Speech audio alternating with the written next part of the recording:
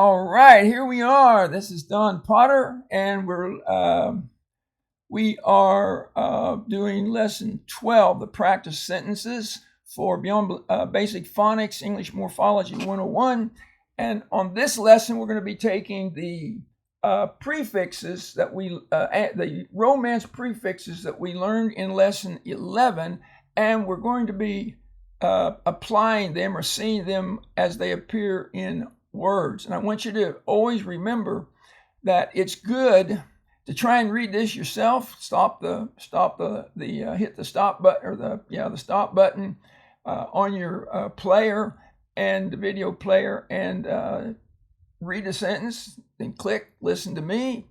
If you first time through you need to, it's okay to listen to me and then repeat after me. I recommend starting and stopping that, making sure you understand it. So when you get done with this lesson, your teacher, or if you're working with your parent or a homeschool student or somebody, that you're going to be able to read all these sentences very fluently. And so just practice them over and over and over again.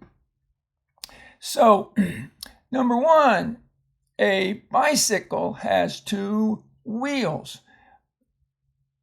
A biplane has two wings. And there's something kind of funny here. When I was a little boy, I saw the word biplane, and I distinctly remember thinking it was bip lane, because I was dividing between the P and the L. So this consonant right here, I'll put a C, well, let me put a C above it.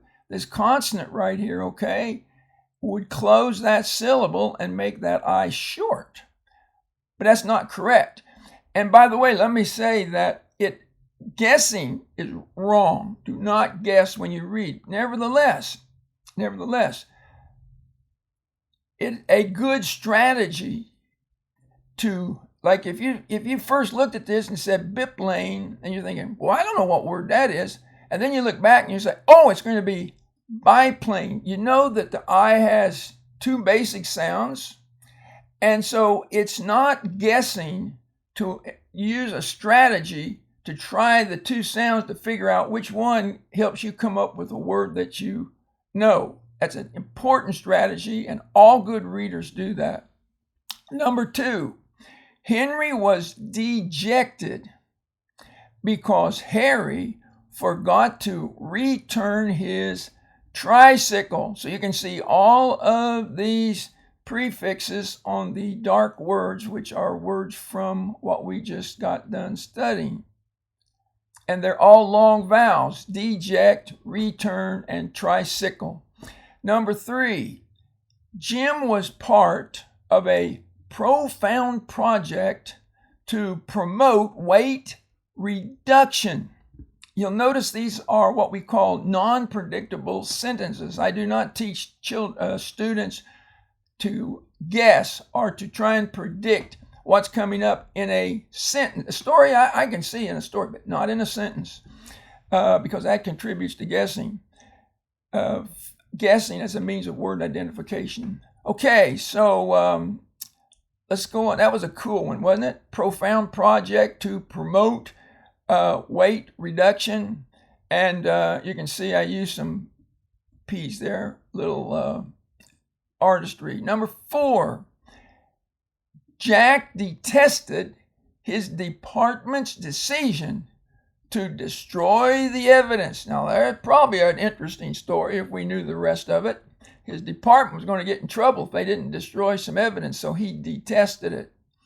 Number five, I could have predicted that the bilateral agreement would not produce the predicted results. You notice how I read that in phrases.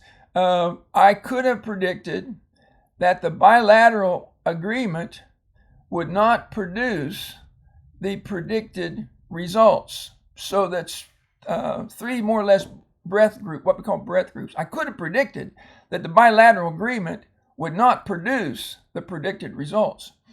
Now, notice if I read that too slow, I come up with this. I could have predicted that the bilateral agreement would not produce the predicted results.